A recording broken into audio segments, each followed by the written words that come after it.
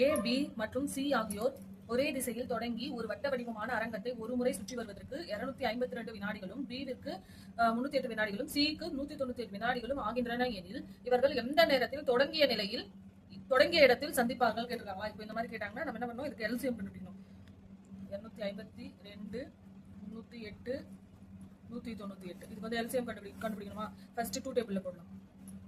2 126, 252, 2 154, 37, 2 99, 198. திரும்பவும் 2 டேபிள்ல போடலாமா? 2 63, 2 77, 154, 99 வராது. நெக்ஸ்ட் 3 டேபிள்ல 3 21, 77 வராது, 33. திரும்பவும் 3 டேபிள்லையா? 3 7, 77, 3 11. 7th table 71, 7 11, 11. இப்போ இதெல்லாம் மல்டிப்ளை பண்ணா நமக்கு என்ன வரும்? 2772. இது வந்து வினாடிகள். வினாடிகள் வந்து நம்ம நிமிடமா பண்ணணும்னா இந்த 2772 60ஆல டிவைட் பண்ணணும்.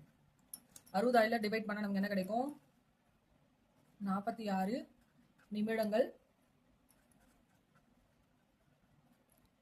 12 வினாடிகள் கிடைக்கும். ஆன்சர் வந்து ஆப்ஷன் சி, 46 நிமிடம் 12 வினாடி.